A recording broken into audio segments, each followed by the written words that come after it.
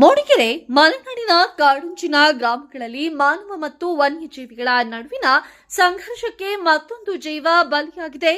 ಚಿಕ್ಕಮಗಳೂರು ಜಿಲ್ಲೆಯ ಮೂಡಿಗೆರೆ ತಾಲೂಕಿನ ಕಳಸ ವಲಯದ ಬಿಳಗುಳಿ ಗ್ರಾಮದ ಬಳಿ ಕಾಡು ಕೋಣವೊಂದು ನಡೆಸಿದ ದಾಳಿಗೆ ಶೀಲಾ 52 ವರ್ಷ ಎಂಬ ಮಹಿಳೆ ದಾರುಣವಾಗಿ ಸಾವನ್ನಪ್ಪಿದ್ದಾರೆ.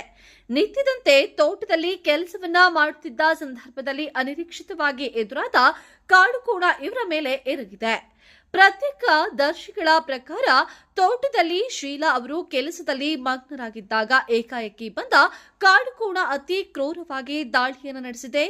ಕೋಣದ ಕೊಂಬುಗಳು ಮಹಿಳೆಯ ಕುತ್ತಿಗೆ ಮತ್ತು ಹೊಟ್ಟೆಯ ಭಾಗಕ್ಕೆ ಬಲವಾಗಿ ಚುಚ್ಚಿದ್ದರಿಂದ ಅವರು ತೀವ್ರವಾಗಿ ಗಾಯಗೊಂಡಿದ್ದಾರೆ. ದಾಳಿಯ ರಭಸಕ್ಕೆ ದೇಹದಿಂದ ಭಾರೀ ಪ್ರಮಾಣದಲ್ಲಿ ರಕ್ತಸ್ರಾವ ಉಂಟಾಗಿದೆ.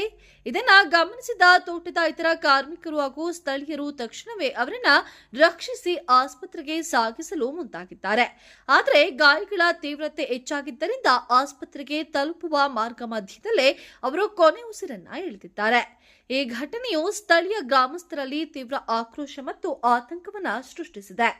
ಕಾಡಂಚಿನ ತೋಟಗಳಲ್ಲಿ ಕೆಲಸ ಮಾಡುವ ಕಾರ್ಮಿಕರ ರಕ್ಷಣೆಗೆ ಸೂಕ್ತ ಕ್ರಮವನ್ನ ಕೈಗೊಳ್ಳುತ್ತಿಲ್ಲ ಎಂಬ ದೂರುಗಳು ಕೇಳಿಬರುತ್ತಿವೆ.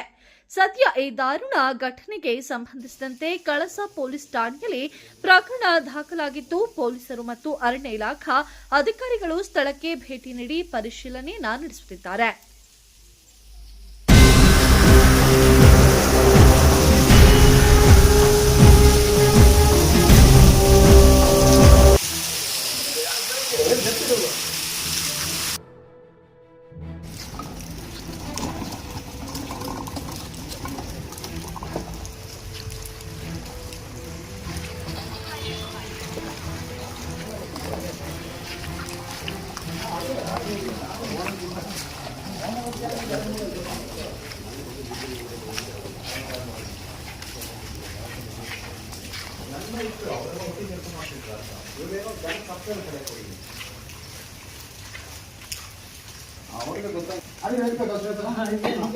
ನೀವು ಆ ಕಡೆ ನಿಂತಿದ್ರೆ ಅಲ್ಲಿ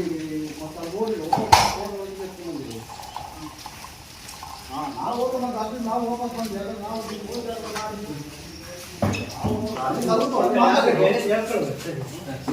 ಇಲ್ಲಿ ಪಾಸ್ಪೋರ್ಟ್ ಪಕ್ಕ